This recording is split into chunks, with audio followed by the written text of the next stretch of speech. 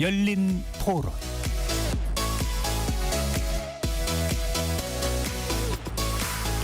안녕하십니까. KBS 열린 토론 배종찬입니다.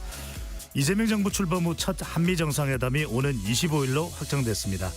이번 회담에서는 방위비 문제를 비롯한 한미동맹, 그리고 지난달 31일 극적 타결된 한미 간세 협상에 대한 후속 조치를 중점적으로 논의할 전망인데요. 특히 지지부진하던 한미 간세 협상을 타결로 이끈 마스가 프로젝트에 대한 양국의 기대와 관심이 높아진 상황입니다. 한미 간 안보와 경제 협력의 핵심은 한국의 조선업이 될 거란 전망도 나오는데요. 이번 정상회담에서 구체화될 마스가 프로젝트 주요 현안과 한국 조선업의 대응 과제에 대해 오늘 세 분의 전문가 모시고 자세히 알아보겠습니다. KBS 열린 토론 지금부터 시작합니다. 치열한 토론 속에서 더 나은 세상을 찾아갑니다. 올바른 세상을 만드는 첫걸음. 평일 저녁 7시 20분 KBS 열린 토론. 오늘 토론 함께 해주실 세 분 전문가 소개합니다. 한미 FTA 기획단장 출신인 이혜민 한국외대 초빙 교수 나오셨습니다. 안녕하십니까. 주식, 정권, 경제분석 전문가이시죠. 차영주 ISET 경제연구소장 자리하셨고요. 예, 안녕하십니까. 정권가에서 조선의 국모로 정평이 나 있는 분입니다. 조선업 전문가 엄경아 신영정권연구원 자리해 주셨습니다. 안녕하세요. KBS 열린 토론 문자로 참여하실 분은 샵 9730으로 의견 남겨주실 수 있고요. 단문 50원, 장문은 100원의 정보 이용료가 붙습니다. KBS 1라디오의 모든 프로그램은 유튜브에서도 함께할 수 있으니까요. 많이 들어와 주시고 구독 꾹 눌러주시고 좋아요도 많이 보내주시면 좋겠습니다. 한미정상회담 날짜가 정해지면서 양국 주요 협력 과제 중 하나인 조선업 협력사업 마스가 프로젝트에 대한 관심이 더더욱 높아지고 있습니다.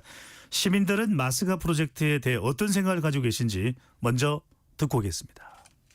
일단 미국에서 조선 산업 자체가 이제는 회복하기가 힘든 산업이 됐다고 들었거든요. 근데 한국이 아무래도 조선 기술이 뛰어나고 우리나라가 조선 기술을 통해서 미국의 조선 산업의 재부흥을 좀 이끌겠다. 이렇게 얘기함으로써 협상에 좀 유리한 고지를 차지하지 않았나. 우리나라 조선 기술이 세계적이라고 하니까 당연히 협상하실 때 그거를 잘 이용을 하셨을 것 같긴 합니다. 그냥 무조건 잘 되겠지 그런 거는 너무 좀 희망사항인 것 같습니다. 한국에 있는 조선소에 폐쇄하고 미국으로 간다 그런 게 아니라 그냥 한국에 있는 것도 하면서 미국에도 추가로 투자하고 그렇게 될 수도 있는 거잖아요. 또 우리나라가 그 부분을 쉽게 포기하거나 그러지는 않을 것 같고 또 미국에 어떤 투자를 하더라도 사실 생산 비용이 굉장히 높잖아요. 그런 점을 고려했을 때 일부 영향이 있을 수는 있겠지만 뭐 그렇게 막 극단적인 일은 없지 않을까? 미국이 한동안은 조선업에 대해서는 우리 시장을 계속 관계를 맺으려고 할 테니까 우리 입장에서는 그것만큼 좋은 기회는 없을 거라고 보여지는데요. 장기적으로는 미국에서도 이제 조선업을 자체적으로 경쟁력을 키우다 보면 생산 기지가 그쪽으로 좀 가야 되지 않을까. 국내에서도 좀 일자리는 장기적으로는 줄지 않을까 이런 생각은 좀 들긴 하는데요. 지금은 이제 우리가 세계 1위 하는 종목들이 많지는 않잖아요. 그러니까 월등히 더 좋은 체력 기반들을 키워놔서 대외 경쟁력이 커지면 뭐 우리도 계속 여러 가지로 승산이 있지 않을까 생각이 되네요. 시민분들의 의견 어떻게 들으셨는지요? 우리 정부가 미국 정부에 제안한 마스가 프로젝트 이 판례를 들고 갔고 실제 이제 모자까지 준비하면서 미국 측에 탄성을 자아냈다라고 뒷이야기가 전해지는데 이번 한미 간세 협상에서의 마스가 프로젝트의 의미 짧게 먼저 세 분은 어떻게 평가하시는지 먼저 이혜민 교수님부터요. 그 미국 측이 한국이나 일본, EU와의 관세 협상 타결의 핵심 요소로 그 미국에 대한 투자 약속을 들고 있거든요. 근데 우리의 경우에 이제 대미 투자 약속 중 상당 부분을 미국과 서로 윈윈할 수 있는 조선 분야에 대한 협력을 네. 제시했던 것은 아주 주요한 그런 전략인 것으로 보여집니다. 네, 정말 우리의 병기를 꺼냈다, 무기를 꺼냈다 이렇게 보면 차 선생님요. 예, 저는 뭐 적절한 명분을 제공했다라고 생각을 합니다. 우리가 이제 트럼프 대통령이 8월 1일을 앞두고 이제 급하게 또 우리랑 협상을 하지 않았습니까? 뭐 일본 같은 경우 금액을 한 5,500억 달러 썼고 EU 같은 경우도 6천억 달러 이상 쓴 상태에서 우리한테도 또 막대한 금액을 또 받자니 뭐 여러 가지 서로 애매했던 상황에서 우리가 적절하게 마스크 프로젝트를 우리 측에서 먼저 제안을 했고 그런 상태에서 적절한 금액에서 미국도 받을 수가 있는 또 원했던 것을 제공할 수 있다라는 측면에 있어서는 서로 협상을 조기에 종결할 수 있는 적절한 명분이 되지 않았나 그렇게 말씀드릴 수 있겠습니다. 네. 엄영구원께서는요? 저희는 오히려 약간 힌트를 빨리 받은 그런 사안이었다고 생각을 하고 있고요. 사실 전 정권 때부터 이미 그 미국의 정권이 바뀌자마자 바로 한국과의 첫 통화에서 조선업부터 언급을 했었잖아요. 그래서 받고 싶은 선물함에 선물을 넣어놨는데 구체화해서 가져와 주십사라고 얘기한 거에 대해서 한국이 구체적으로 잘 반응했다라고 생각하고 있습니다. 네, 그 구체적인 내용 부분에 대해서는 잠시 뒤에 또 다시 여쭤보도록 하겠습니다. 이 교수님, 김영북 대통령 정책실장이 협상 타결 바로 직후에 이제 발표를 하면서 조선 분야가 없었다면 한미 간 협상이 쉽지 않았을 것이다. 이 마스가를 새긴 빨간 모자입니다. Make American Shipbuilding Great Again. 동대문에서 제작해갖고 상당히 품질도 좋았다. 10개를 제작해서 갔는데 미국 측에 탄성을 자아냈다. 이런 이야기 나오고요. 판넬을 만들어가서 미국의 어디에다 조선소를 더 부흥시키면서 이끌어낼 수 있을 것이다. 어떤 부분이 특히 좀 꼼꼼하게 구체적으로 어떤 지점이 미국의 마음을 움직였을까요? 그 트럼프 행정부가 출범 초기부터 이 조선업 재건을 국가안보 관련 이슈로 간주해서 아주 적극적으로 추진한다는 정책을 발표를 했고요. 그리고 4월 9일에 이제 행정명령을 통해서 미국의 해양 우위 확보를 위한 각종 계획과 법안 마련을 할 것을 관계 부처에 다 지시를 했거든요. 그러니까 저희가 그거를 아주 정확하게 파악을 한 겁니다. 그래서 미국의 니즈를 정확하게 파악을 해서 우리가 기여할 수 있는 부분을 제시를 한 것이 아주 적절한 거죠. 특히 이제 그 보면 상무부에다가 지시한 거 보면 동맹국 조선 회사의 미국 내 투자를 유도할 수 있는 인센티브와 금융 지원 방안을 마련하라 그랬고 네. 예산처럼 관련 예산 확보를 하라 그랬으니까 그러한 조치를 취해야 되는데 한국이 이거 우리가 같이 하겠다라고 제시한 것이 아주 적절한 그런 그리고 아주 적절한 시기에 제시한 계획이라고 생각이 됩니다. 네. 엄정근 보시기에는 트럼프 대통령도 한국 조선업에 발했다. 우리 조선업에 뭐가 미국을 이렇게 홀딱 반하게 했을까요? 실제로 저희가 작년부터 조선업체의 그 미국의 군 관계자나 아니면 경제 관계자분들이 굉장히 많이 왔다 갔다 하셨거든요. 그래서 저희가 올해 상반기에 실제로 미국에 있는 야드에 직접 방문을 했었는데 이게 짧게 가서 봐도 얼마나 미국의 제조업 중에서도 특히나 조선업이 역량이 많이 다운이 되었는지 체감을 굉장히 금방 할 수 있습니다. 그래서 우리가 모자란 게 무엇인가를 봤을 때 일단 미국 입장에서는 설비가 굉장히 오래되었고 그래서 최신의 어떤 제품을 만들기에는 일단 인프라 자체도 굉장히 부족한데 저희가 그 코로나 시기에 정말 조선업에 그래도 명맥을 이어오던 인적 자원이 완전히 붕괴되다시피 했거든요. 근데 그거를 여전히 활발하게 유지를 하고 있고 지금도 많은 제품을 만들어내고 있는 거를 보고 아마 이제 저쪽이라고 한다면 우리가 길게 파트너십을 가져가도 우리가 조선업을 조금 재건하는 데까지 많은 시간이 필요하겠지만 그 부분을 충분히 할 수 있을 거다라고 아마 생각하지 않았을까 싶습니다. 규모나 뭐 생산 능력 또 기술력 이런 걸 봤을 때 종합적으로 봤을 때 엄영구원께서 보시기에 미국이 1위면 우리나라는 어느 정도 되는 겁니까? 군함 기준으로요. 뭐 군함이든 상선이든 좀 종합적으로 봤을 때요. 미국이 1등이라고 보긴 좀 어려울 것 같고. 아니 미국이 1위라면 경쟁력 1위라고 한다면 1위라면 우리가 한 몇 배 정도 경쟁력이 앞서는 겁니까? 경쟁력은 한 30배. 30배 앞서는 한국 조선에 손을 내밀었다. 네. 그런데 미국 하면은 참 뭐 군함에다가 항공모함에다가 선뜻 이 부분을 납득하지 못하는 분들도 있을 것 같은데 미국이 차 소장님 어쩌다가 이렇게 됐습니까? 이 지경이 됐습니까? 그러니까요. 뭐 우리가 한때 전 세계로 호령하던 뭐 그런 건데 몇 가지 이제 사례들을 좀 볼 수가 있겠습니다. 가장 이제 몇 가지 사례들을 보면 이제 존슨법이라는 게 있습니다. 1920년대 제정된 법인데요. 미국 내에서 이제 운항하는 이제 그 선박들 같은 경우 미국에서 제조를 해야 되고 미국인이 소유를 해야 된다라는 법 때문에 글로벌리 이제 경쟁을 할 필요가 없어졌다라는 것이 하나의 이제 시발점이 됐다라고 좀 말씀드릴 수가 있겠죠.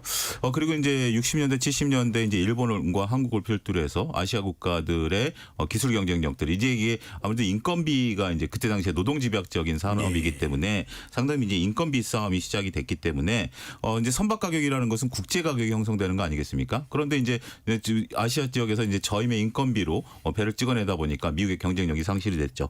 결정적인 게 레이건 행정부가 조선업 보조금을 전면 폐지를 했습니다. 그러면서 1980년대에 미국이 상선을 거의 포기를 하면서 군수 전용으로 이제 축소를 하기 시작을 했습니다. 그러면서 이제 기술력을 잃었는데요. 이게 하나의 영화에서도 한 장면이 포착이 된 게 있습니다. 그렇습니까? 우리가 이제 프리티 우먼이라는 영화 있죠. 예. 거기서 이제 리차드 기어의 직업이 뭐죠? 기억. 해군 기지를 이렇게 이제 조선소를 인수를 해서 이제 그것을 이제 분할해서 판다라는 그러한 에피소드가 나오지 않습니까? 네. 그때 당시부터 미국 조선업은 이미 쇠락의 길을 걷기 시작했다라고 볼 수 있겠죠. 어떻게 보면 영화의 한 장면이 나올 정도로 결정적으로 그 이후에 미국의 조선업은 일부 그 군수 산업 외에는 길을 피지 못했다 이렇게 좀 말씀드릴 수 있겠죠. 네. 영화를 한번 더 봐야 되겠네요. 이 교수님, 근데 이렇게 미국이 다시 뭐 좀 정신을 차렸다고 해야 되나요? 조선업에 상당히 열과 성을 다할 이 의욕을 내는 것은 중국 견제 때문인가요? 그것도 있죠. 이제 조선이라고 하는 거는 안보에 아주 중요한 산업이거든요. 이때까지 이제 2차 대전 전까지는 당연히 미국이 세계 조선의 패권을 가지고 있었지만 2차 대전 이후에 보면 이 1920년에 만든 존스 액트로 통해서 이제 상선 미국 내에서 운항하는 선박은 다 미국 내에서만 건조하고 군함도 다 미국에서만 건조해야 되니까 미국 조선 회사는 그 두 개로 명맥을 유지를 했던 겁니다. 그러니까 경쟁은 막아놓고 외국에도 진출 안 하고 그런 상황인데 이제 냉전이 없어지기 시작하면서 군함에 대한 수요가 줄기 시작하는 거거든요. 그렇게 되니까 미국 조선업계에서 이거 세계 경쟁에 뛰어들어야 되겠다라고 판단을 하고 보니까 그 당시에 유럽은 보조금을 주고 있고 한국과 일본은 덤핑을 하고 있고 그래서 이 보조금과 덤핑을 없애달라고 USTR에 301조 청원을 하게 됩니다. 예. 그래서 미국 USTR이 그때 이제 조선업하고 있는 EU, 한국, 일본, 노르웨이 이 나라를 대상으로 OECD 조선 협상을 하자고 합니다. 왜냐하면 이 선박이라는 게 다른 물품하고는 조금 다릅니다. 관세가 있지만 부과를 못합니다. 관세선을 통과를 안 하거든요. 이게 관세선을 통과해서 그 국으로 들어와야만 관세를 부과를 하는데 관세선을 통과 안 하고 바다를 항해를 하기 때문에 관세도 잘 부과 안 되고 두 번째는 덤핑과 보조금에 대해서 소위 반덤핑 관세나 상계 관세를 부과를 못합니다. 그래서 그걸 만들자고 미국이 제안을 해서 88년도부터 OECD 조선협상이 개최가 됐습니다. 예. 저도 이제 그때 대표단 일원으로 계속 참여를 했는데 그래가지고 OECD 조선협정이 만들어졌어요. 미국이 요구를 해서. 근데 거기에 어떤 내용이 들어가 있냐면 존스 액트를 없애는 안이 들어가 있습니다. 왜냐하면 그거는 이제 경쟁을 제한하는 조치니까. 그러니까 그렇게 제안했던 미국 조선사들이 거꾸로 미국 상원에 로비를 해서 비준을 못 받도록 해서 그 협정이 죽은 적이 있습니다. 도루묵이 됐군요. 예. 네. 왜냐하면 이게 외국에 진출하려고 덤핑과 보조금을 규제하려고 보니까 자기 내에서의 존스 액트를 없애서 시장을 개방해야 되니까 득실을 하니까 막는 게 낫겠다라고 해서 없앴다가 이제 그게 계속되니까 미국의 조선 산업이 쇠락의 길로 들어가는 겁니다. 그렇군요. 원장님, 미국이 지금 또 화들짝 놀라면서 이렇게 이제 다시 이 조선업을 추스르려고 하는 이유는 바로 엄청나게 성장한 이 중국의 조선업 때문입니다. 어느 정도인가요, 중국이요? 중국이 전 세계에서 가장 많은 선박을 만들기 시작한 건 이미 2009년부터입니다. 그래서 저희가 볼륨적으로 1등이 된 거는 굉장히 오래된 상황이고요. 2010년부터 이제 15년 사이에 중국은 완전 과잉 산업이라고 이야기되었던 그 대표적인 중후장대한 산업들을 이제 합종 연맹을 본격적으로 시작을 했고, 조선업체 같은 경우는 양대 국영기업 산하에 들어가는 기업들은 살려두고 아닌 기업들은 이제 각자 도생을 하거나 아니면은 그냥 소멸될 때까지 냅두거나 이런 식으로 해서 계속 거대 기업으로 뭉치기 시작을 했습니다. 그래서 궁극적으로 남은 마지막 그 두 개의 양대 기업을 19년부터 시작해서 최근까지 또 하나로 묶은 상황이고요. 이렇게 커다란 이제 하나의 그 중심축을 갖는 회사가 생기다 보니 실제로 2015년 정도부터 신규 군함을 런칭하는 그 숫자가 굉장히 빠르게 올라오기 시작을 했고, 저희가 군함 수만으로 봤을 때는 절대적인 수치 자체가 2020년을 전후로 해서 미국과 중국이 역전이 되게 됩니다. 근데 이제 저희가 그럼에도 불구하고 해군력은 미국이 전 세계에 있는 항공모함의 절반을 다 소유를 하고 있기 때문에 그 레이팅 자체는 지금 높은 수준을 유지를 하고 있지만, 네. 이제 밑에서 뭐 구축함이나 뭐 순양함, 지원함 이런 것들이 굉장히 중국이 지금 빨리 올라오고 있는 상황이거든요. 그러다 보니 아무래도 군사력이라는 건 상대적이니까 이제 미국이 더 급한 마음을 갖게 된 것이고, 지금은 이제 신규로 런칭하는 그 숫자와 속도 이걸로는 굉장히 비교할 수 없을 만큼이 되었고요. 그러니까 1년에 그 두 자릿수의 군함을 만들어내는 게 중국이라고 한다면, 예. 뭐 미국 같은 경우는 하나를 만들기 위해서 몇 년이 걸리는 그런 상태다라고 네. 보시면 될 것 같습니다. 정말 이 항공모함 11개로 미국의 해군력을 다 어떻게든 유지하고 또 중국보다 우위에 가져갈 수 없다, 이런 위기감인데, 아까 이제 미국을 경쟁력 1로 봤을 때 우리가 30배라고 이야기를 했습니다. 냉정하게 엄영권님. 우리를 1로 봤을 때 중국은 우리보다 몇 배입니까? 지금 조선 경쟁력이. 기술 경쟁력은 그럼에도 불구하고 여전히 0.6에서 7 사이라고 저희는 보고 있고요.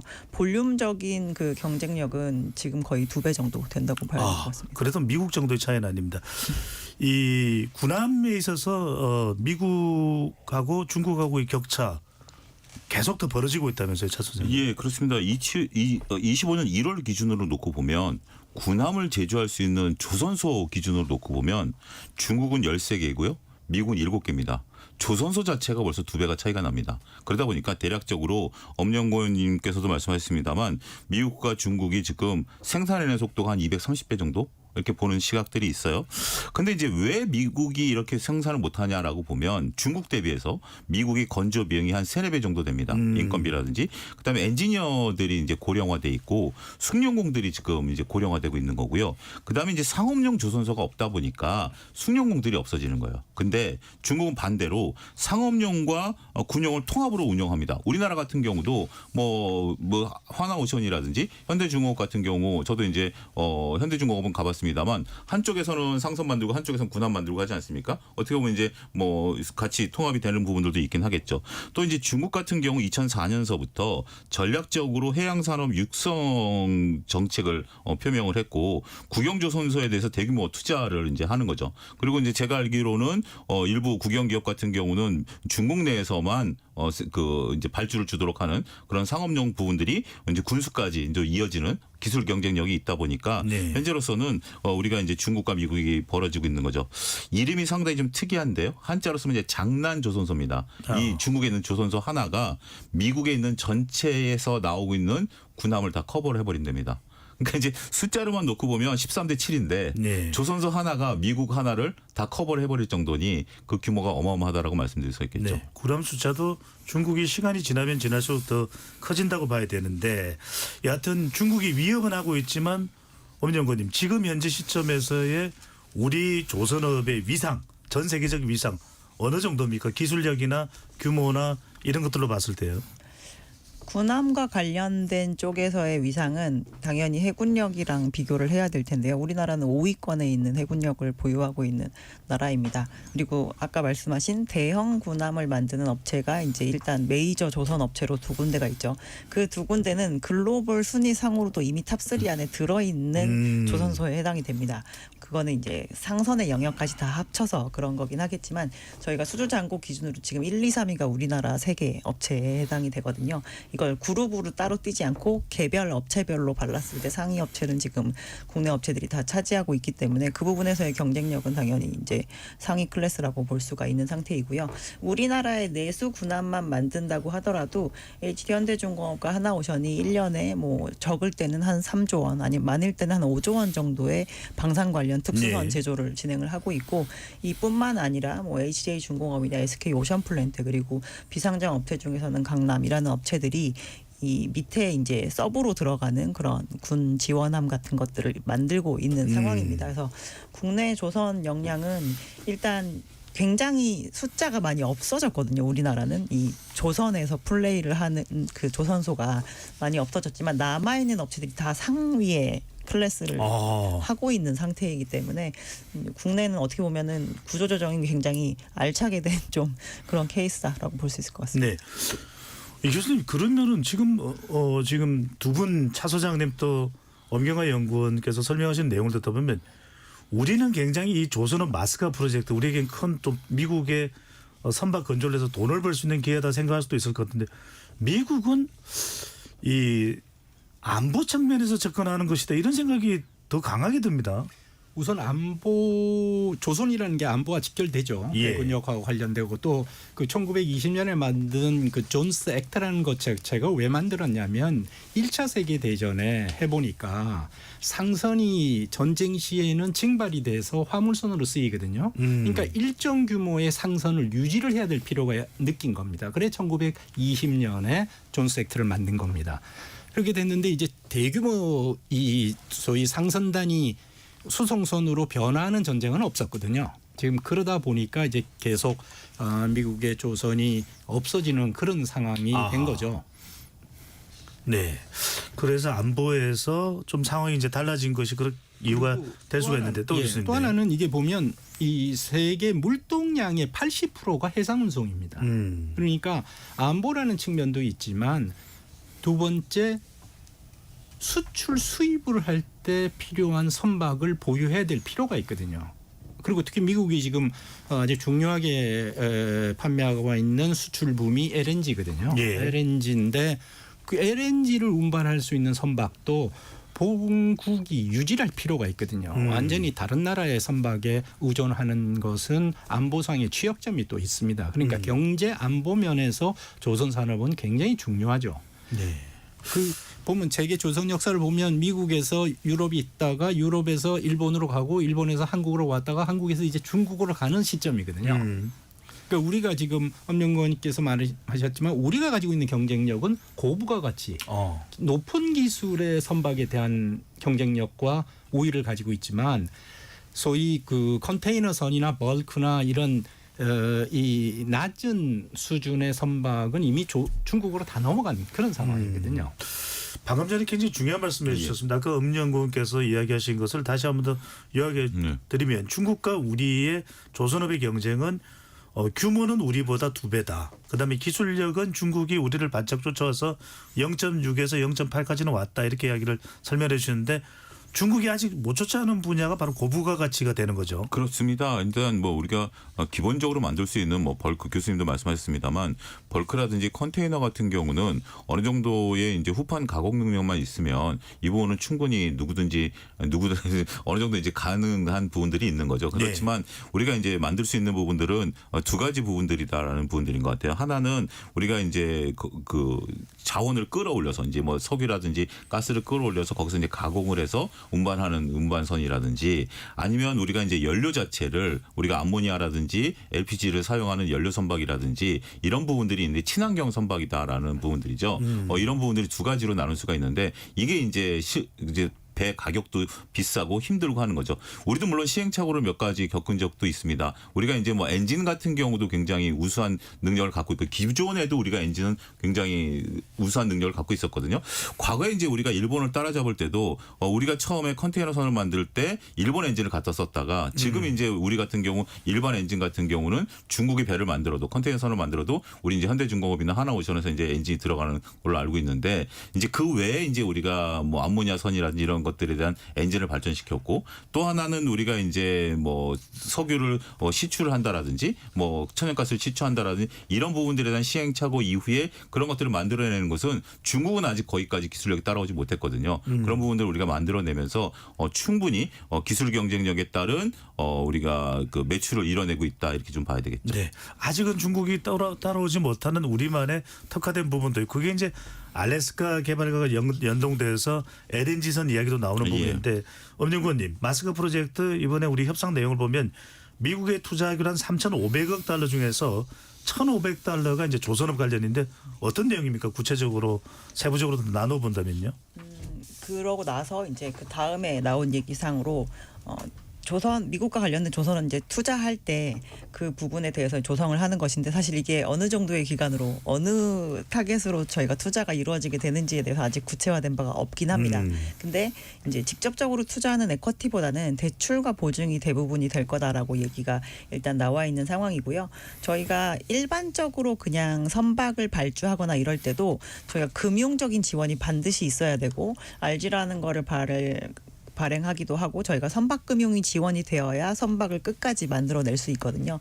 그래서 미국이 필요로 하는 선박에 대한 그런 보증이나 대출이 일단 무조건적으로 잘 이루어진다라는 것도 있는 것 같고 미국에 직접적으로 조선업체를 산다거나 아니면 거기를 조금 리빌딩하기 위해서 추가로 필요해야 되는 설비 투자 이런 부분에도 이제 이러한 기금이 조성이 되어서 투자가 들어가게 된다는 걸로 저희는 알고 있습니다. 네. 이 교수님 참 이번 이 한미 관세 협상 관련해서 우리 잘했다, 뭐 최선을 다했다, 뭐 이런 평가도 나옵니다만 지적받는 것 중에 바로 이런 부분입니다. 어떤 일정 언제까지 이 펀드 투자를 해야 되는 건지 그리고 구체적으로는 어떤 내용인지 이런 게 안 나와 있거든요. 이런 부분들은 언제 결정이 되고 지금 실무상으로 계속 협상이 되고 있는 겁니까?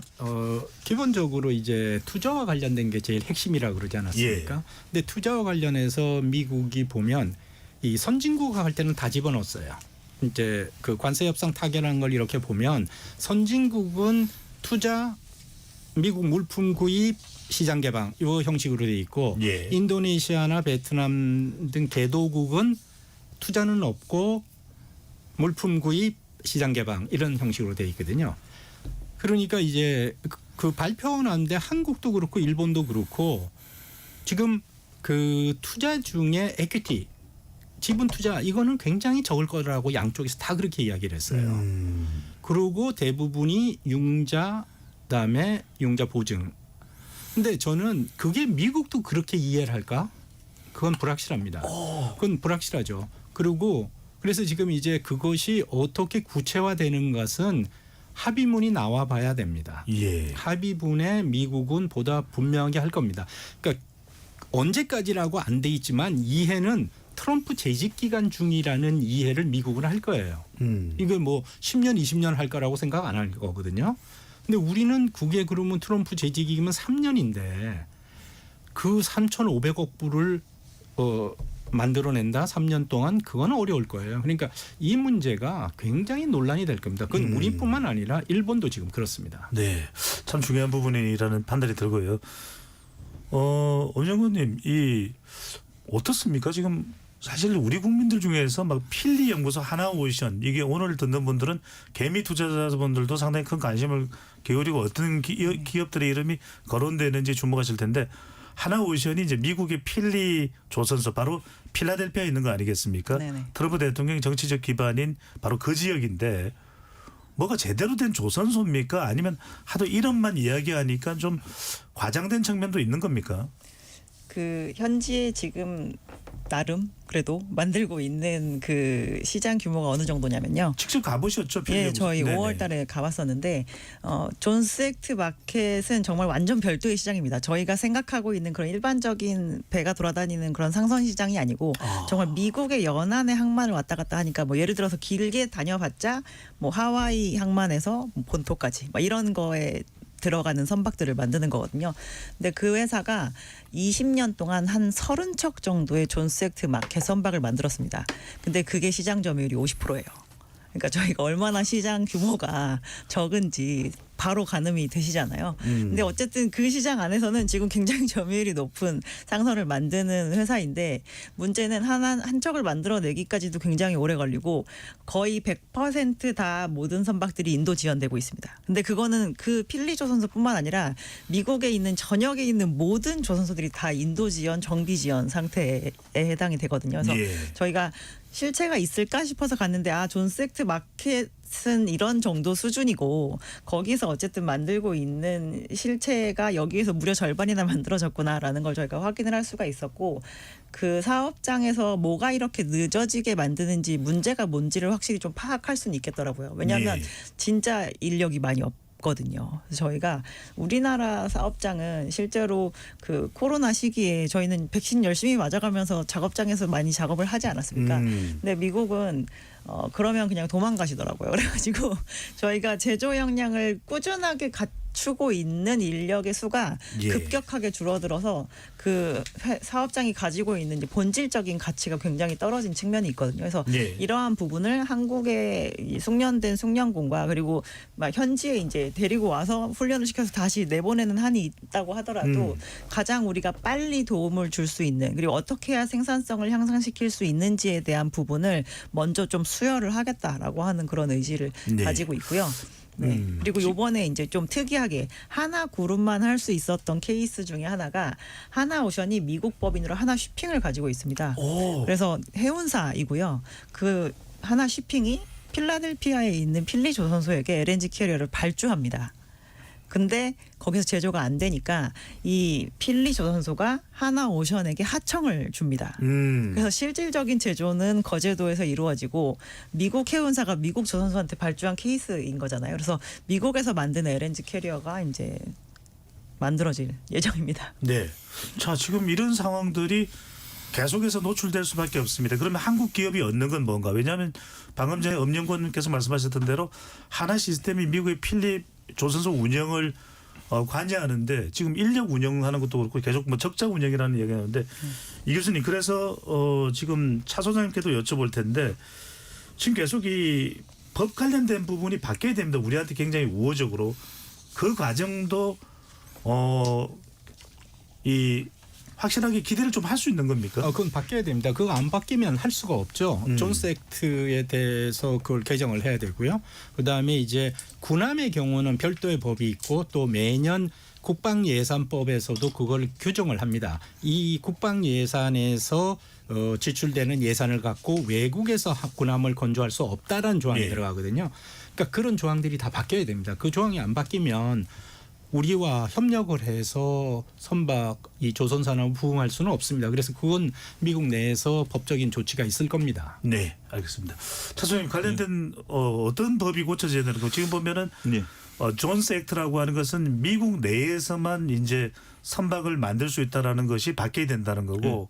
그다음에 뭐 반스 톨레퍼슨 법도 있습니다. 좀 간단하게 쉽게 설명을 해 주신다면요. 예, 저도 엄영권님 말씀에 너무 놀랐습니다. 20년 동안 30척을 만들었다라고 보면 그 정도의 존슨법이면 바꿔야 되겠죠. 네. 이거 뭐 진짜 미국 안보에도 굉장히 큰 문제가 될 것으로 보여지는데 존슨법을 이제 수정을 해서 상선 동맹국 파트너십법으로 이제 바꾸는 8월 1일 날 이 부분은 이제 발의가 된 부분이 있고요. 따라서 이제 상선에 대해서는 이제 동맹국에서 이제 만들 수 있는 상선이니까 이제 그런 부분이 부분들이 있고요. 이제 미국 군함 같은 경우 해외에서 이제 건조와 수리를 이제 금지하는 반스 톨레프슨법이 있습니다. 이 부분을 해군 준비태세 보장법으로 바꾸는 겁니다. 당장 건조는 어렵긴 하겠습니다만 제가 알기로도 지금 미국 군함 같은 경우 이제 MRO 이제 보수 같은 경우도 뭐 1년을 기다려야 된다라는 부분들이 있어서 우리가 이제 하나가 처음에 이제 MRO를 했다라는 걸 알기 때문에 일단 고쳐서라도 써야 되는 거 아니겠습니까? 네. 그런 부분들이 있다라고 좀 말씀드릴 수가 있겠고 또 미국 조선소에 이제 투자하는 기업에 대해서는 세제 혜택을 주자. 그래서 미국을 위한 선박법 이런 것들도 현재 지금 이제 얘기가 좀 나오고 있는데 그러면 이렇게 발의된 법안들이 어떻게 이제 통과가 될 것이냐라는 과정을 짧게 설명을 좀 드리면 위원회에서 이제 심사를 하고요. 본회의에서 이제 다시 심의를 합니다. 그다음에 이제 양원에서 조정 및 표결을 한 다음에 대통령이 서명을 하면 법안이 발의가 된다. 이렇게 설명을 드릴 수 네. 있겠습니다. 엄정근님 굉장히 냉정한 지금 질문을 드려야 될 것 같은데 마스크 프로젝트 지금 협상의 가장 신병기였다라는 평가도 받으면서 많이들 주목하고 있고 조선업에 대해서 우리의 경쟁력에 대해서도 상당히 자신 있어 합니다. 그런데 우리 기업들은 황금 시장인 게 맞는 겁니까? 우리 기업에게요. 예, 우리 기업에게요. 미국이 내놓을 수 있는 그 방산과 그 비방산 쪽 상선에 해당하는 부분이 꾸준하게만 나와준다라고 하면 저희는 우리 기업에게 좀 큰 시장이 될 거라고 보고요. 국내 기업들이 일반적인 상선을 1년에 한 300억 불 정도 만듭니다. 근데 미국 예산처나 이제 해군에서 얘기를 하는 향후 30년간 쉽 빌딩에만 들어갈 예산을 연평균 한 400억 불 정도를 책정을 하고 있거든요. 예. 근데 그 안에는 당연히 저희가 알고 있는 뭐 항공모함, 잠수함 이런 것들이 들어있기 때문에 그 부분이 한국 기업들이 접근할 수 있는 선은 분명히 아니겠지만 LNG 캐리어나 이제 밑에 군수 지원함이나 MRO의 영역만 꾸준하게 한국으로 나와준다라고 하면 저희가 봤을 땐 보수적으로 100억 불이나 200억 불 정도의 시장을 형성을 해줄 수 있다라고 생각을 하고 있습니다. 미국이 아무리 지금 내부에서 우리의 역량을 끄집어 올려서 우리가 조선을 우리가 필요로 하는 부분을 내재화하려고 하겠다라고 하지만 저는 그 부분이 다 100% 찰 거라고 굉장히 보기는 어렵기 때문에 미국의 그 역량이 올라오는 부분과 우리가 조금 채워줘야 되는 부분 중에서 우리가 앞으로도 계속 가져갈 수 있는 부분을 만약에 열어놓는다라고 한다면 100억 불만 형성된다고 네. 하더라도 국내 조선업체들에게는 시장이 한 30% 확장되는 부분이 있으니까 그 부분은 굉장히 좀 큰 시장이 열리는 네. 부분이라고 볼 수가 있겠죠. 네, 교수님. 기본적으로 우리가 얻을 수 있는 이익 상당한 수준이 될 거라고 저는 봅니다. 왜냐하면 이제 미국의 기본적으로 조선 산업이 지금 낙후돼 있으니까 개발을 발전을 시키려고 하는데 미국이 조선 산업을 부흥하겠다는 것이 그냥 일반 상선을 만들겠다는 건 아니거든요. 그러니까 첫째 이제 쇄빙선 예. 같은 아주 부가가치가 높은 선박에 집중할 겁니다. 미국은 그렇게 할 수밖에 없죠. 그리고 이 쇄빙선 개발은 이미 바이든 행정부 때 카나다하고 핀란드하고 이 같이 개발하는 약속을 해서 지금 추진이 되고 있었던 거거든요. 예. 그러니까 우리도 이제 그렇게 들어갈 거고 그러니까 그렇게 되고 또 하나 우리가 이제 봐야 될 거는요. 기후 변화에 관련된 내용입니다. 조선 산업과 관련해서 전 세계 선박의 그걸 친환경 선박으로 바꿔야 됩니다.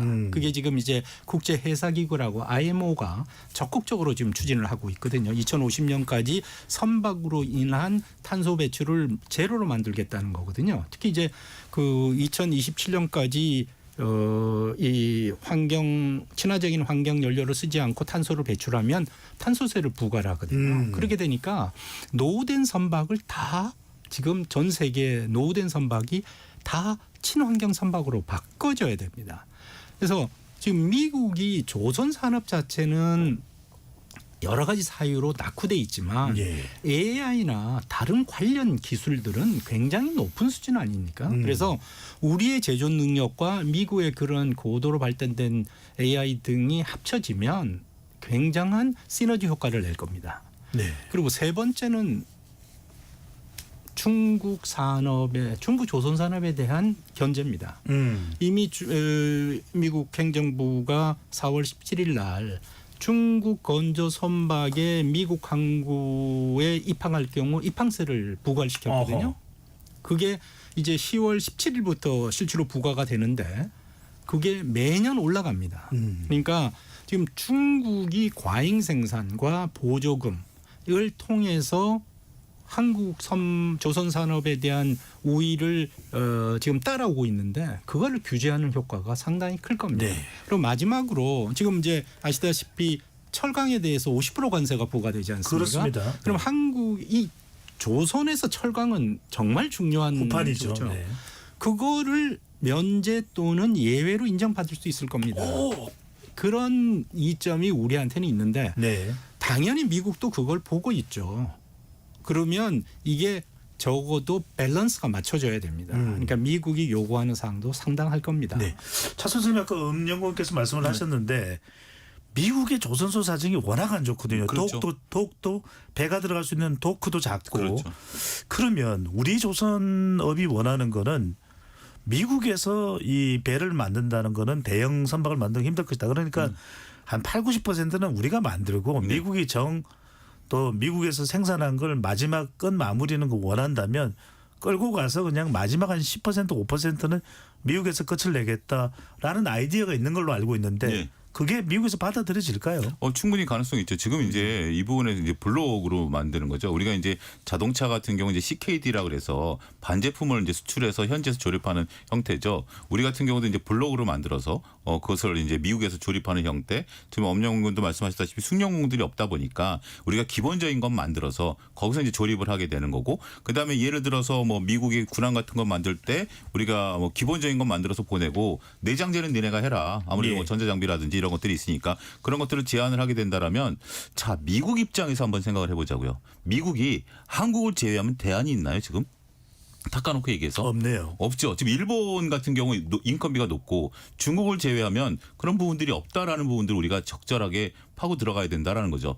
저는 이 부분에 있어서는 우리가 참 뭐 오늘 같은 경우도 이제 그런 아이디어들이 나온 것 같은데, 원래 이제 우리가 엄영군 잘 아시겠습니다만 선박을 육상에서 건조하는 아이디어를 낸 한국의 조선업의 저력 아니겠습니까? 그런 부분들이 있다라면 당장 미국도 급한 입장이죠. 근데 우리 입장 같은 경우는 지금 2017년 18년이 되면 도크가 우리도 지금 이제 수주장과 좀 빕니다.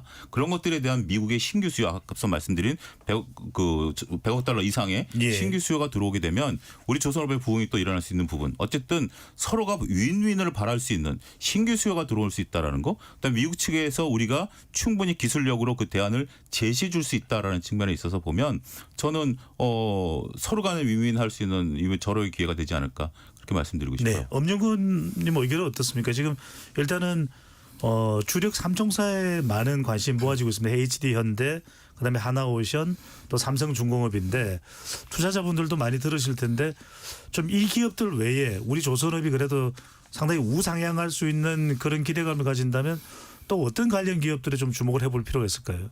시장에서 조금 기대하는 부분은 그건 것 같아요. 저희가 아직도 경남권에 가면 아무리 조선업이 좋아졌다라고 하지만 조금 여유가 있는 중견 조선소들이 조금 남아 있습니다. 저희가 상장사가 아니라서 이제 뭐 모르고 있거나 옛날에 이제 손바뀜이 이루어진 주인이 바뀐 그런 그 사업장들이 있거든요. 근데 거기도 헤비한 물품을 만들었던 인프라가 그대로 살아 있는지라 이런 부분의 업체들까지 이제 낙수 효과가 있지 않겠느냐라고 좀 기대를 하시는 것 같은데요.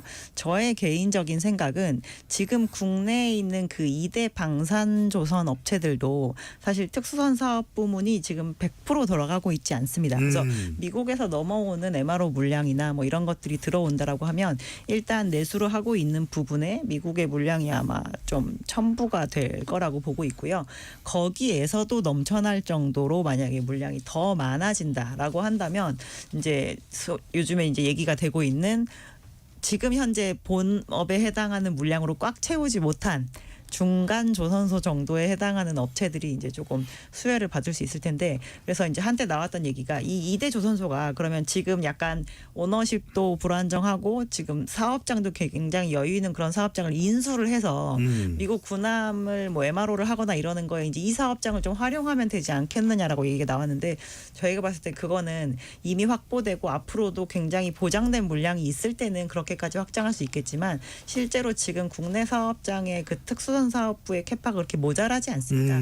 저희가 HD 현대중공업 같은 경우는 6번, 7번 도크를 특수선으로 쓰고 있고요. 심리프트라고 하는 것까지 해서 설비 3개를 지금 저희가 군함을 만드는 데 쓰고 예. 있고 하나오션 같은 경우는 2개의 드라이 도크와 지금 3개의 플로팅 도크를 운영을 하고 있는데 플로팅 도크를 뭐 일부 뭐 해양을 만들었다가 이제 뭐 군함을 만들었다 이런 식으로 활용을 하고 있습니다. 그리고 올해 상반기에 실적 발표를 하고 나서 실적이 좀 좋아지는 거를 활용을 해서 플로팅 도크와 크레인을 추가로 더 도입을 하기로 했기 때문에 지금 대형사들의 인프라들도 어떻게 보면 좀 충분한 상태거든요. 그래서 네. 이 부분을 넘어설 때까지 만약에 미국에서 나와주는 물량이 늘어나 준다라고 하면 아마 우리가 미국에 대해서 이렇게 막연히 가졌던 그 쉽빌딩과 관련된 물량이 이미 굉장히 한국으로 많이 쭉 나오게 된다라는 게 확보가 이루어진 상태일 겁니다. 네, 좀 지켜보도록 하겠습니다.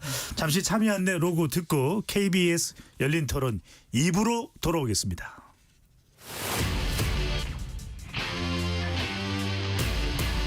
토론에 정답은 없습니다. 토론이 세상을 바꿀 수도 없습니다. 하지만 질문은 새로운 세상을 만들 수 있습니다. 질문으로 올바른 세상을 만드는 첫걸음 KBS 열린 토론.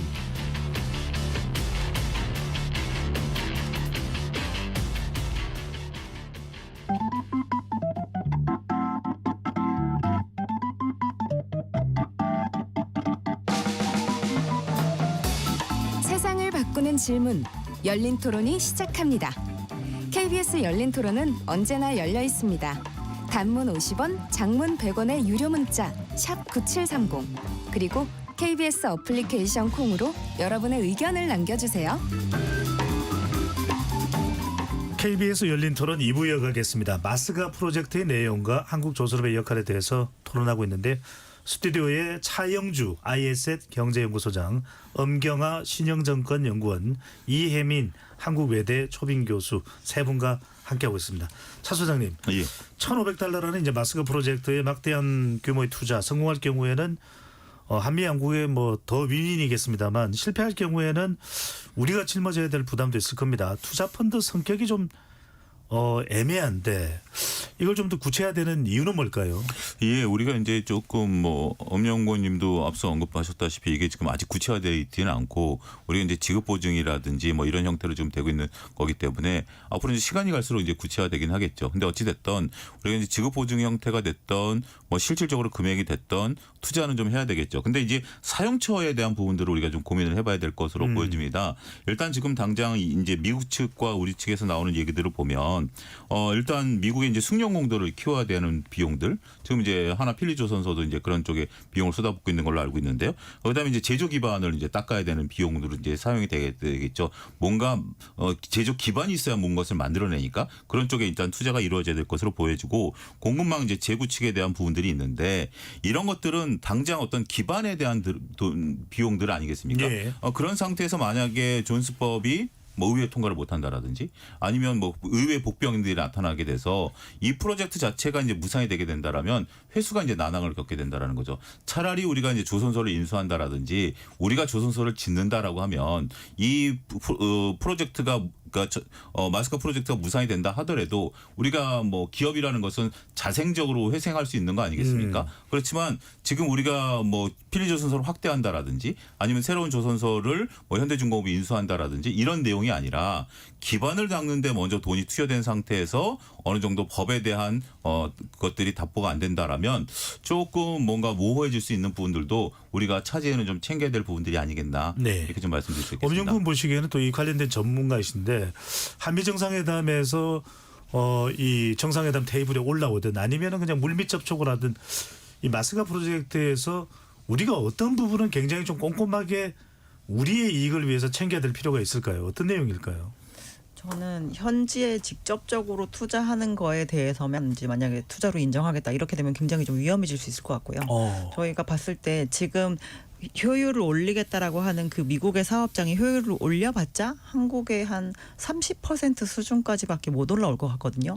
그러면 그 야드의 공간에서 만들어진 배는 국제적인 경쟁력이 없습니다. 저희가 너무너무 비싸게 발주가 되거든요. 근데 배라고 하는 건 전 세계 항만을 돌아다니면서 동일한 노선을 왔다 갔다 할 땐 동일한 운임을 받아가면서 일을 해야 되는데 남들보다 월등하게 몸값이 높은 배가 왔다 갔다 한다면 저희가 운송 사업자로서의 그 경쟁력이 굉장히 떨어지거든요. 그래서 미국에다가 반드시 본체에 있는 사업장에 대한 투자를 진행해 달라라고 하는 게 만약에 굉장히 굳어진다라고 한다면 그거는 저희 좀 위험해질 거라고 보고 있고요. 그래서 MRO가 되었건 상선이 되었건 우리가 국내에서 핸들링할 수 있는 쪽에 대한 투자도 미국에서 필요로 하는 물량을 소화할 수 있는 사업장이라고 한다면 그 부분도 미국에 투자한 것으로 조금 인정해 주는 거 그런 식의 이제 범주를 어디까지 우리가 잘 생각을 해볼 수 있을 것인가 그 부분을 조금 구체화하는 게 굉장히 중요할 것 같고요.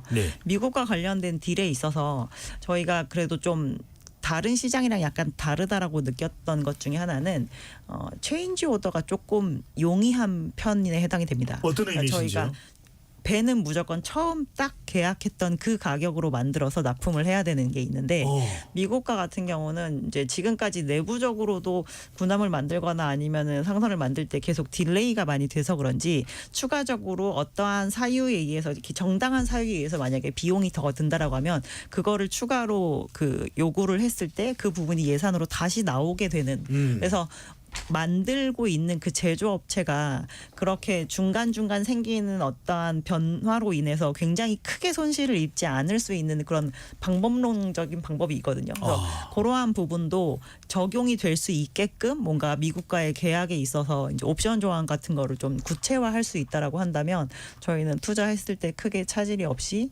우리나라도 이익을 얻고 미국도 원하는 바를 얻을 수 있는 방향으로 발전할 수 있지 않을까 싶습니다. 이 부분도 꼭 관계자들이 좀 참고를 했으면 좋겠다는 생각이 들고요.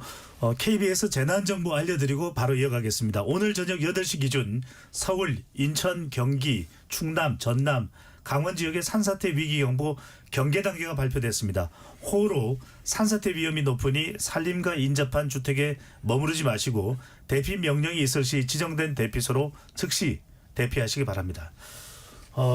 이 교수님, 그래서 방금 전에 엄경화 연구원님 말씀하신 그 부분이 상당히 이제 향후 협상에도 중요할 것 같은데 우리도 마스가 프로젝트 뭐 지원법을 발의한다 뭐 이런 이야기도 있고 우리 정부가 챙겨야 될 부분 어떤 내용이 꼭 있어야 된다고 보시는지요? 우리 내부에서 어떤 국내법 만드는 것보다는 미국과의 협의가 굉장히 중요하거든요. 아하. 지금 이제 그 4월 9일 날 그 이제 미국의 해양우위 회복에 관한 행정명령을 보면 210일 내 그러니까 7개월 내에 미국 국가안보보좌관은 국무부, 상무부 등과 협의해서 마리타임 액션 플랜을 제출하라고 트럼프 대통령이 지시를 했거든요. 그러니까 거기에 이제 미국 국내 조치의 내용이 다 들어갈 겁니다. 그렇게 다 들어갈 거고 이제 그게 완비가 돼야 이 마스카 프로젝트는 시작이 될 겁니다. 지금 엄연구원께서 이야기해서 그 선박이 인도가 늦어질 때 가격이 늘어나면 보충한 이유는 미국 조선소들이 있는 조지아나 루지애나 이런 알라바마, 미시시피 이런 지역 출신 국회의원들이 아주 막강한 사람들이었어요. 그래서 예산을 따서 거기다 지원해 주는 겁니다. 그렇게 상황이지 이제 외국에는 그게 적용이 될지는 봐야 되고 또 하나 지금 차 소장님이 존스 액트가 변경될 수 있을까 그것도 큰 문제입니다. 왜냐하면 말씀드린 대로 88년 OECD 조선 협상이 존스 액트 때문에 무산됐죠. 한미 FTA를 할 때 쌀을 저희가 지키기 위해서 미국 존스 액트 철폐를 요구를 했어요. 왜냐하면 똑같은 상황이에요. 존스 액트와 우리 쌀이 똑같은 게 이게 WTO 예외죠. 모든 FTA에서 다 예외받았죠. 국내적으로 정치 엄청난 민감성이 있어요. 그러니까 니들 쌀 요구하면 존스 액트 없애야 된다. 똑같은 거다. 그리고 우리는 세계 최대의 조선국이기 때문에 존스 액트 철폐에 아주 중요한 이해관계가 있다. 이래서 결국 한미 FTA를 보시면요. 쌀하고 존스 액트가 협정에서 예외로 돼 있어요. 둘이 같이 빠집니다. 그 정도로 존스 액트가 민감합니다. 그러니까 그러한 국내적인 조치가 일단 미국이 완성이 돼야 되고 거기에 따라서 하는데 지금 문제는 지금 제일 투자 이 조선 분야 투자까지 해서 여기에 구성이 어떻게 되느냐 이게 굉장히 중요합니다. 이게 아까 말씀드렸다시피 미국도 에퀴티 투자는 극 일부일 거다라고 이해하는지 안 그럴 겁니다. 그리고 또 하나는 지금 일본도 그렇고 우리하고도 일본에는 미국이 일본과의 합의 내용을 발표를 했어요. 팩트 시트로. 예. 단독으로. 거기서 우리는 아니었죠. 네. 우리는 없습니다. 미국이 EU하고 일본은 발표를 했어요. 근데 EU는 거기에 대해서 반박을 안 했는데 일본은 자기네 이해 사항을 발표를 했어요. 거기에 투자에서 엄청난 차이가 있습니다. 특히 이제 그 미국에는 있는 트럼프 대통령의 지시에 따라서 이 투자가 분야가 결정되고 실시된다는 내용이 일본 발표에는 없어요. 두 번째는 아시다시피 9대1 이익을 9대1로 나눈다. 그거 진짜 궁금합니다. 90%를 이익의 90%를 가져가겠다는 게 무슨 의미입니까? 근데 원래 보면 그 장관 레벨에서는 5대5였어요. 예. 그런데 트럼프한테 가서 4천억 불이 5천억으로 바뀌고 5,500불 가면서 투자 5대5도 9대1로 나뉘었거든요. 근데 그 9라는 개념을 루트닉 상무장관은 우리가 나뉜다. 백악관 대변인은 우리 부채 감소에 쓴다 이랬는데 그건 아닌 것 같고요. 그건 기본적으로는 재투자입니다. 그러니까 그거를 이익을 트랜스퍼 못 한다는 이 이야기지 그거를 미국 사람들한테 나눠주겠다는 건 아니고요. 그런데 예. 그 내용도 관련해서 일본 발표면에는 어떤 내용이 들어가냐면 미국 발표에는 없는 각자의 공헌과 리스크를 부담하는 리스크를 고려해서 9대1로 나눈다. 이렇게 돼 있어요.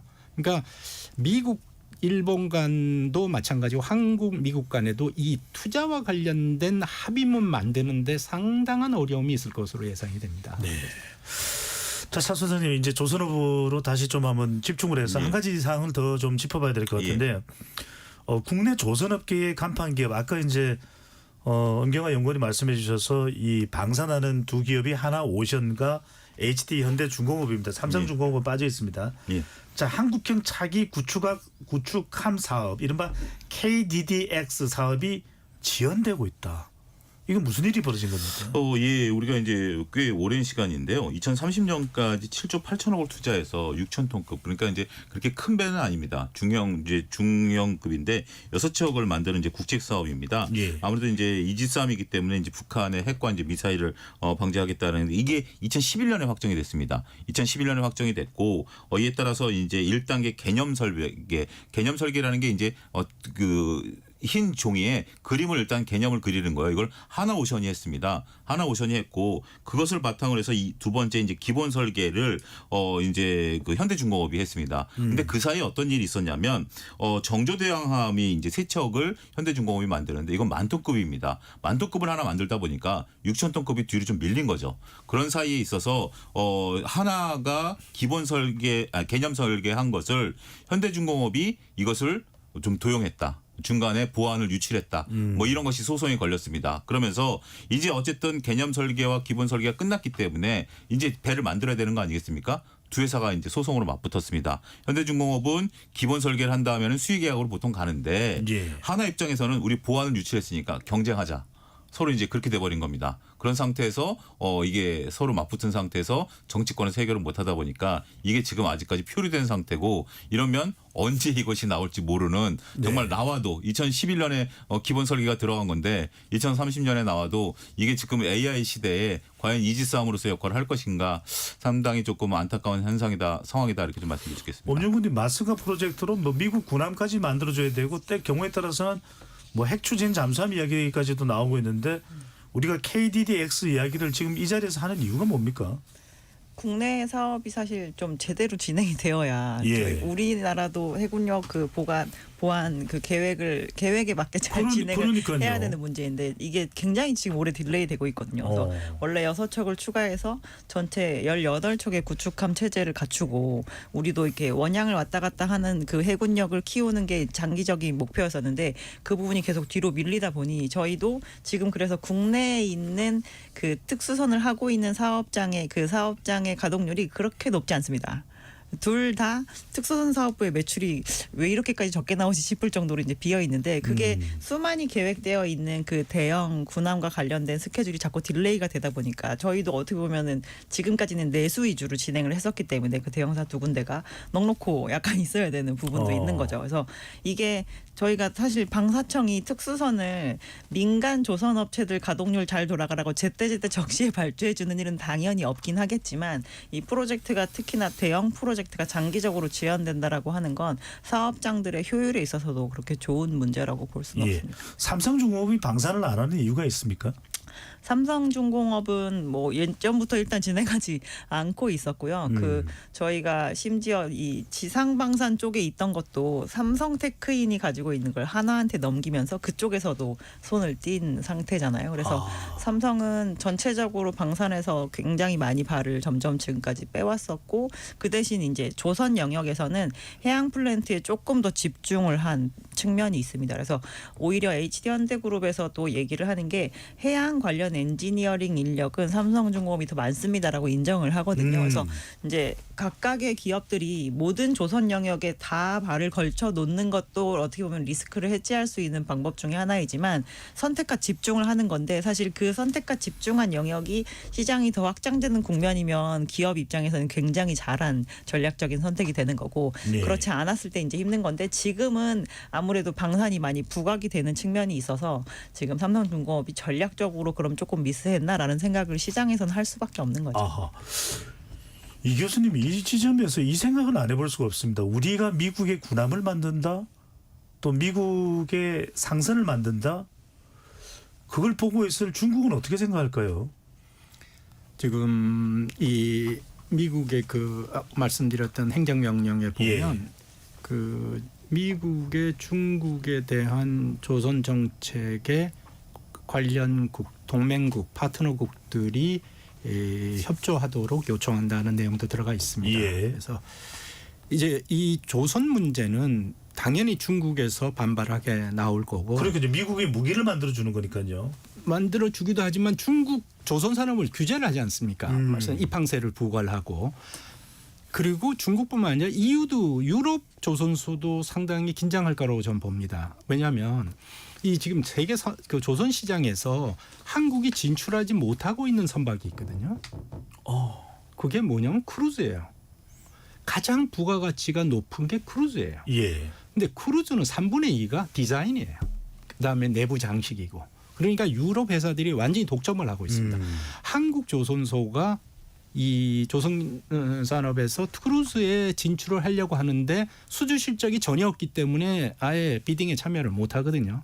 근데 미국하고 합쳐지면 디자인이나 설계나 이런 면에서 미국의 엄청난 무수한 기술과 한국의 제조업이 만나면 그리고 일단 유럽 시장이 아닌 이 소위 태평양 시장의 크루즈에 진출할 수 있다고 봅니다. 그러면 유럽에서 유일하게 남은 게 지금 크루즈거든요. 그래서 유럽에서도 긴장할 겁니다. 그래서 이게 우리가 만들어준다는 개념이 아니고 미국과 협력을 해서 미국의 조선 산업도 부흥시키고 우리의 조선도 한 단계 더 발전해 나가는 그런 프로젝트라고 저는 이해를 하고 있습니다. 중국은 좀 반발할 수도 있을 텐데. 당연히 반발할 겁니다. 상당히 또 외교적으로도 문제 제기도 해올까요? 근데 그거는 뭐 중국이 계속 발표하고 있는 게 있습니다. 미국 관세 협상을 하면서 중국과 관련 내용이 포함된 나라들이 있거든요. EU도 들어가 있고 베트남도 있고 인도네시아도 있습니다. 그때마다 중국이 하는 이야기가 공개적으로 미국이 다른 나라와 양자 협상을 하는 거는 좋은데 이게 중국의 이익을 침해해서는 안 된다 하는 점을 계속 강조를 하고 있거든요. 네. 그래서 그거는 이제 보다 구체화된 다음에 나타날 수 있는 하나의 그 우리가 상당히 고려할 사항이라고 생각을 합니다. 두 분께는 또 주식시장 또 전문가이시기 때문에 이게 마스가 프로젝트가 가동이 된다. 개인 투자자 입장에서는 또는 투자자 입장에서는 차 소장님 어떤 부분에 좀 주목을 해봐야 될까요? 일단 전반적으로 우리가 이제 기대감으로 상반기 주가가 많이 오른 상태죠. 근데 두 가지 관점으로 저는 이제 하반기는 좀 봐야 될 것으로 보여집니다. 일단 저희가 여러 가지 다뤘듯이 이제는 구체성이 좀 필요한 시점 아니겠습니까? 네. 구체성이 필요한 시점에서는 기대감보다는 구체성이 필요하다 보면 주가의 이제 상승 탄력에 대한 부분들은 조금 져야 될 부분들이 있겠죠. 원래 주식이라는 게 기대감으로 오르고 그다음에 이제 실적으로 오르는 단계이기 때문에 이제 실적으로 올라가는 단계다라고 볼 수 있겠죠. 근데 이제 실적으로 올라간다라는 것이 우리가 뭐 다 이제 긍정적으로 존스법도 통과가 되고 그다음에 이제 우리가 뭐 1,500달러에 대한 투자에 대한 것들도 다 긍정적이다 하더라도 제가 보는 관점은 그럽니다. MRO에 대한 부분들도 긍정적이고 알래스카 프로젝트에 대한 부분도 긍정적이고 미국 상선에 대한 부분들도 긍정적이지만 과연 영업이익률이 높게 나타날 수 있는가라는 부분들을 우리가 좀 봐야 된다라는 거죠. 정상적인 우리가 사이클에 따라서 선박발주가 나타난다라면 호황과 불황에 따라서 우리가 이익을 내고 또 적자를 낼 수 있는 부분들이 있긴 하겠습니다만 미국이 목적을 가지고 미국의 의지에 따라서 선박발주를 주게 된다라면 과연 높은 영업이익률을 우리한테 줄 수 있겠느냐라는 부분들도 냉정한 판단이 필요하다고 보여집니다. 그런데 선박업이 갖고 있는 특징 중에 하나가 우리가 어느 정도 영업이익률이 낮아도 중후장대 산업이기 때문에 충분히 발주를 받는 것도 의미는 있어요. 그렇기 때문에 낮은 영업이익률이라 하더라도 매출이 늘어난다는 측면에서는 긍정적이긴 하겠습니다만 야 이건 대박이다라고 보는 시각에 대해서는 조금 경계를 하자 이렇게 좀 말씀드리도록 하겠습니다. 네. 조선의 국모 엄경하 연구원께서는 향후 우리 이 조선업 종목상으로 볼 때 섹터상으로 볼 때는 어떤 부분을 좀 윤점해서 볼 필요가 있을까요? 지금 미국과 관련된 사업을 일단 진행하고 있는 업체들은 프리미엄이 거의 무조건 들어가야 되는 국면이라고 생각을 하고 있습니다. 그리고 이제 실적으로 이어질지 안 이어질지에 대한 판단을 당분간 못 할 거예요. 왜냐하면 상선에서 나오는 실적이 27년까지 계속 거대해지고 있는 상황인지라 저희가 저 미고남에서 시작하고 있는 그 사업이 이 첫 그 스틸 커팅을 했을 때도 거기서 손실이 나고 있는지 없는지 잘 가늠을 하기가 조금 어려울 겁니다. 그래서 실적이 받쳐주는 상황인데 저희가 큰 시장이 개화되는 시점이면 그 부분이 실제로 구체적인 물건으로 떨어질 때까지 저희는 비중을 꼭 잡고 있는 것이 투자자분들 입장에서는 좀 중요할 것 같고요. 예. 과거에 이제 저희가 어떠한 이벤트가 있을 때 소문에 사서 뉴스에 팔아야지라고 얘기하는데 그 뉴스가 그렇게 작은 뉴스가 아니기 때문에 그 간과하지 마시기를 저희는 좀 당부하는 편입니다. 네, 좀 신중하게 보면서도 정확하게 투자 지점 또는 등등을 좀 잘 알 필요가 있다라는 말씀이셨는데 이혜민 교수께요. 참 25일 예정된 한미 정상회담 상당히 중요합니다. 많은 국민들이 집중을 할 것이고 또 지켜볼 텐데 어떤 구체적인 논의 또 우리는 어떤 준비를 해야 될지 마스크 프로젝트를 포함해서 말씀을 해주신다면요.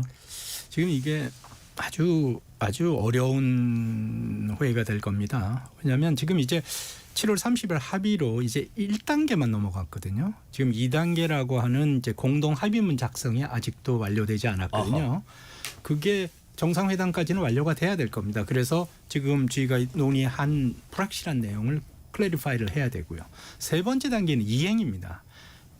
이 미국이 지금 관세 협상을 하면서 공동 발표문은 뭐 인도네시아하고는 했지만 정확한 협정문은 아직 안 나오거든요. 근데 이런 모든 협정문은 다 법률적으로 구속력이 없다라고 선언을 하고 있거든요. 그 이야기는 뭐냐면 이게 분쟁 해결 절차가 없다는 이야기예요. 합의문에. 해석은 미국이 한다는 겁니다. 그러니까 이행에 대한 해석을 미국이 하겠다는 거거든요. 그리고 지금 보면 우리가 미국하고 합의한 내용 중에 우리도 그렇고 일본도 그렇고 EU도 아주 중요한 이 조항이 자동차 관세를 인하시키는 건데 그거 미국이 아직 조치 안 하고 있거든요. 그래서 그리고 이제 USTR 대표가 8월 1일 날 기자회견을 하면서 상호 관세를 떨어뜨린 것은 이들 국가들이 약속한 내용을 이행한다는 전제하에 한 거다. 이행하지 않으면 관세는 언제든지 올릴 수 있다라고 이야기를 하고 있거든요. 그래서 그 문제에 대한 게 우선 확실화돼야 되고 그다음에 정상회담에서는 이 관세 때 논의된 문제뿐만 아니고 그때 논의되지 않은 사항 그다음에 안보와 관련된 사항 것이 모두 다 논의가 될 것이기 때문에 예. 저희도 상당한 준비를 해야 될 것으로 생각이 됩니다. 알겠습니다. Make American Shipbuilding Great Again 마스가 프로젝트 한미 정상회담까지 계속 중요한 또 무기로 또 카드로 잘 활용이 되면 좋겠습니다. KBS 열린 토론 이것으로 모두 마무리하겠습니다. 오늘 함께해 주신 엄경화 신영정권 연구원, 이혜빈 한국외대 초빙 교수, 차영주 ISET 경제연구소장 세 분 말씀 오늘 고맙습니다. 감사합니다. 지금까지 KBS 열린 토론 배종찬이었습니다.